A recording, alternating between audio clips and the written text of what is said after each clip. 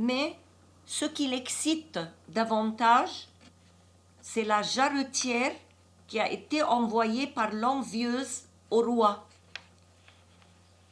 Cette jarretière ressemblait à celle de la reine et aussi avait la couleur bleue.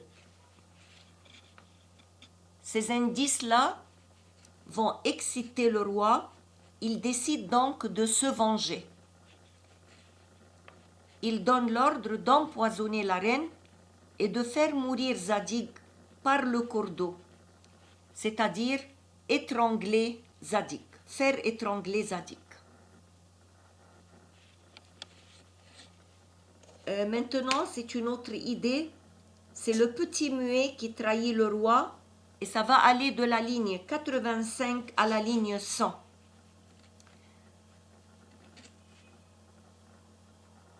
Dans la chambre du roi, il y avait un petit nain qui était muet mais pas sourd. Ce nain-là, fidèle à la reine, était présent chez le roi au bon moment. Après avoir entendu l'ordre donné par le roi, le nain voulait avertir la reine. Il profite de son talent de peindre et surtout de faire ressembler. Le nain passe une partie de la nuit à crayonner ce qu'il veut faire entendre à la reine. Il fait un petit dessin et ce dessin représente le roi agité de fureur dans un coin du tableau, donnant des ordres à son eunuque, un cordeau bleu et un vase sur la table avec des jarretières bleues et des rubans jaunes. La reine, dans le milieu du tableau, expirante, c'est-à-dire morte, entre les bras de ses femmes et Zadig étranglé à ses pieds. L'horizon représentait un soleil levant et dès qu'il a fini, il porte ce tableau à la reine.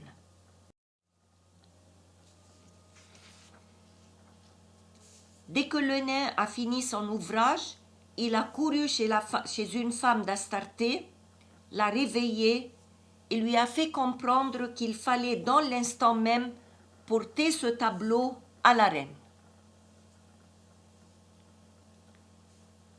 Au milieu de la nuit, Zadig reçoit un billet de la reine où elle lui demande de fuir, sinon on va lui arracher la vie. Et là, c'est la nouvelle idée, la fuite douloureuse de Zadig. Elle commence à la ligne 118 jusqu'à 141.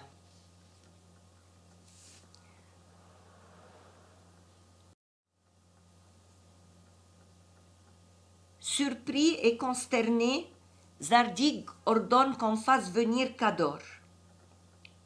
Ce dernier le force d'obéir et de prendre sur le champ la route de Memphis. Il lui promet de se charger de la destinée de la reine et lui demande de suivre la sienne. Il dit à Zadig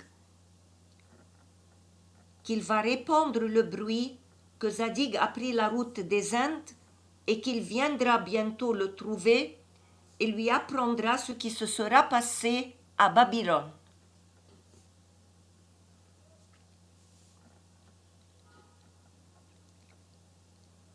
Cador, dans le moment même, fait placer 2 dromadaires des plus légers à la course vers une porte secrète du palais. Il fait monter Zadig, qu'il a fallu porter. Il est accompagné d'un seul domestique.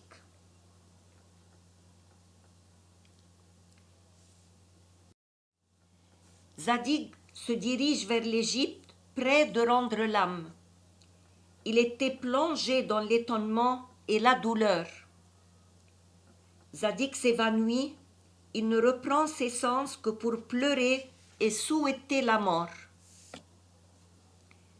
Zadig était accablé de réflexions funestes, et funestes c'est-à-dire tristes, qui font désirer la mort. Il était pâle, l'âme abîmée dans un sombre désespoir. il se voyait maudit, tombé dans l'horrible précipice de l'infortune. Un précipice, c'est-à-dire un trou profond, mais ici ça veut dire le pire malheur. Et le précipice de l'infortune, c'est-à-dire de la mauvaise chance, c'est toujours le malheur. Il continue son voyage vers l'Égypte. Merci pour votre attention et à la prochaine.